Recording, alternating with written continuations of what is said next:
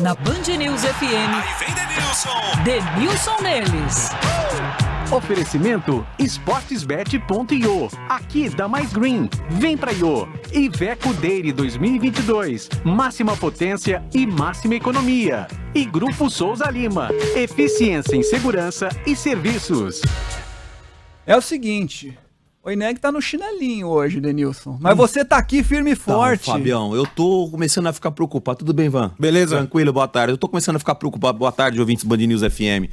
Porque nos feriados, só dá nós aqui nos feriados. Você tem reparado isso? A Débora já abriu a passada já faz tempo, né, mano? Já tem uns 4 dias que ela não aparece, né, mano? O Ineg chinelinho hoje. O Ineg hoje também já deu um miguezinho. Fala, pessoal. Uma boa tarde a todos vocês. É um bom descanso aí, né? Na medida do possível. Mas o Campeonato Brasileiro não tem folga, não tem feriado. Semana também cheia aí pros times que estão disputando o Campeonato Brasileiro. 12ª rodada do Campeonato Brasileiro. Tivemos ontem na Arena da Baixada Atlético Paranaense contra o Corinthians. O Corinthians tentando buscar novamente a liderança do Campeonato Brasileiro. Mais uma vez entrou em campo antes do líder do Campeonato Brasileiro, que é o Palmeiras, que enfrenta o Atlético Goianiense jogando em casa. Então tem a possibilidade, se vencer, em abrir 3 pontos do segundo colocado, que é justamente o Corinthians, que conseguiu um empate ontem. Num jogo bem jogado, no meu modo de ver a partida, né? Tanto o Atlético Paranaense quanto o Corinthians fizeram um bom jogo. O Corinthians, quando consegue o gol de falta do Roger Guedes, que depois de, acho que 2 meses sem marcar, ele volta a marcar um gol bem bonito, significativo, né? A gente vê poucos gols de faltas, né? No Campeonato Brasileiro, né?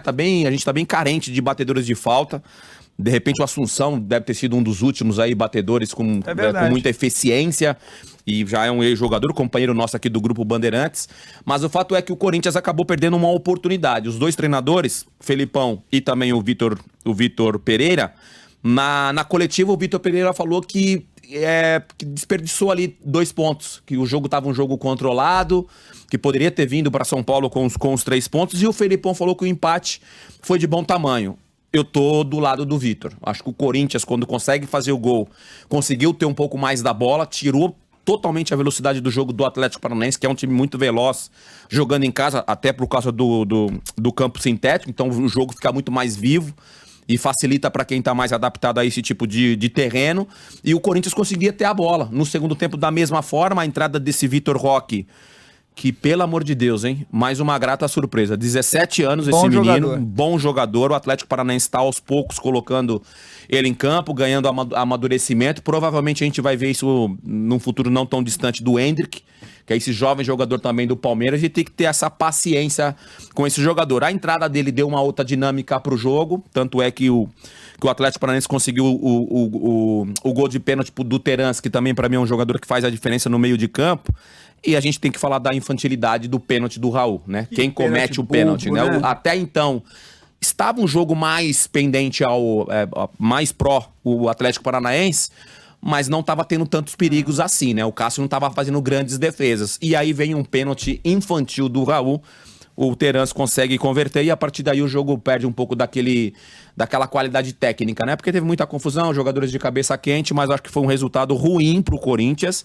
Se a gente olhar a classificação, jogar fora de casa e você ter um empate diante de um adversário que, com todo o respeito ao Atlético Paranaense, não acho que vai ser campeão do Campeonato Brasileiro, mas vai ganhar muitos pontos jogando em casa. Então, visando e olhando dessa forma, acho que foi um empate interessante para a equipe do Corinthians, que continua aí na parte de cima da tabela. Meu Mengão ganhou, hein, Fábio França? Ganhou finalmente, hein? Mas aí você vê, depois de 35 dias que o Flamengo metade do time tava no DM, né? Todo mundo com lesões. Cara, ontem a bruxa solta, né? Com o Bruno Henrique, o Gabigol, o Arrascaeta. Cara, todo mundo se machucando de novo. É um negócio impressionante. Mas ganhamos, isso que importa. E eu queria agradecer publicamente ao Dorival por ter tirado o Ilharão do time. A volta de a volta de João Gomes, que é o Denilson tá falando de grandes craques aí do futebol. Que moleque joga muita bola, é impressionante. 3 caras, até aproveitando o raciocínio do Ivan, 3 caras que eu acho que um já foi, que é o Luiz Henrique, do Fluminense, foi pro Real Betis, time que eu atuei durante muito tempo.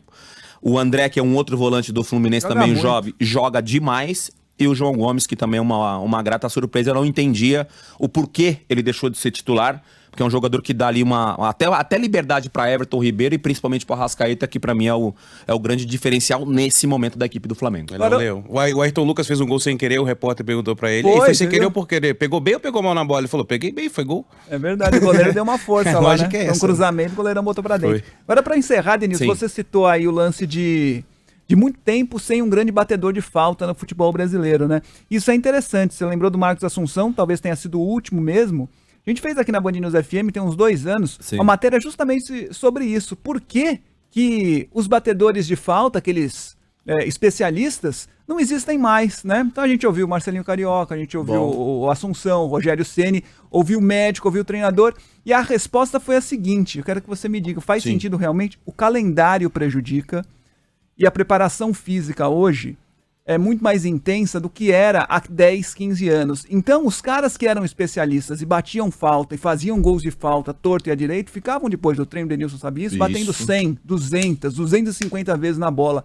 E hoje os caras não deixam mais eles fazerem isso. Os médicos não deixam. Porque tem jogo um atrás do outro, ninguém é louco pra ficar batendo 200 vezes na bola e estourar a coxa. Então ninguém consegue se especializar. Faz sentido isso? Faz muito sentido essa mudança de dinâmica do futebol brasileiro. Você falou do Marcos Assunção, eu também citei o Marcos Assunção aqui, aí eu posso falar com propriedade em relação ao Marcos Assunção, porque eu atuei com o Marcos Assunção quase 5 anos no futebol espanhol, no Real Betis, e eu era um dos caras que ficava ali do lado dele, sentado na bola, vendo ele treinar falta pós o treinamento. Então, depois do treinamento. Depois do treinamento. Então ele ficava batendo falta constantemente, então não era por acaso o porquê o Marcos Assunção era um especialista na bola parada, porque ele ficava treinando muito, e eu falo porque eu tava lá e via ele treinando muito, porém, Fábio, eu acho que dá para você tirar ali 15 minutos pós-treino, 10, 15 minutos, 20 minutos no máximo, pro jogador ficar treinando. Eu acho que também parte muito pro treinador. Eu sou de uma época que o médico falava assim, ó, o melhor doutor é você. Porque você sabe a dor que você tem, você sabe onde você pode chegar e o que você pode suportar. Por mais que os resultados aqui dos exames e tudo mais estão apontando uma sobrecarga, você sabe até onde você pode chegar. Eu acho que o jogador tem que ter um pouco mais de personalidade pós-treino, de virar para um doutor, de virar para um treinador, para um auxiliar. Falar, poxa, deixa eu bater aqui 15 faltas, 12 faltas, 10 faltas. Por isso que a gente tá com essa escassez aí de batedores de falta. Muito bem. O nosso ouvinte, o Kiko lá de Curitiba, falou assim, só não falem do Coxa, não fale do Coxa, Denilson. Denilson, Curitiba. Perdeu, não, tô brincando. Hein? 4-2 pro Bragantino. Não, tomou do...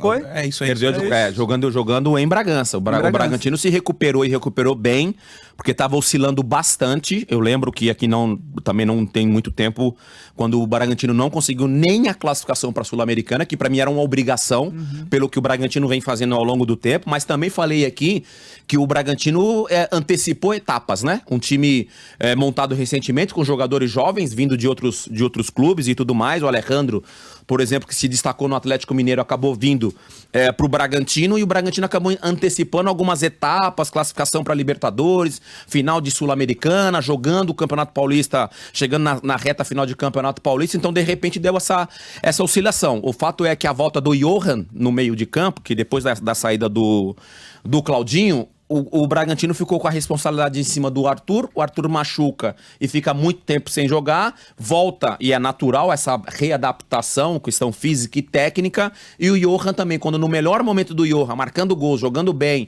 tomando conta das articulações no meio de campo, ele fica fora também por lesão, e agora ele tá voltando, acho que foi o segundo ou terceiro jogo dele, e ontem ele foi um dos responsáveis pela vitória do Bragantino. Jogou muito. Viu aí, ô Kiko, a gente não falou do Curitiba, falamos do Bragantino. Valeu. Tá bom? Um abraço. Valeu? Vai almoçar. Amanhã é nóis. Abraço. Tchau, tchau.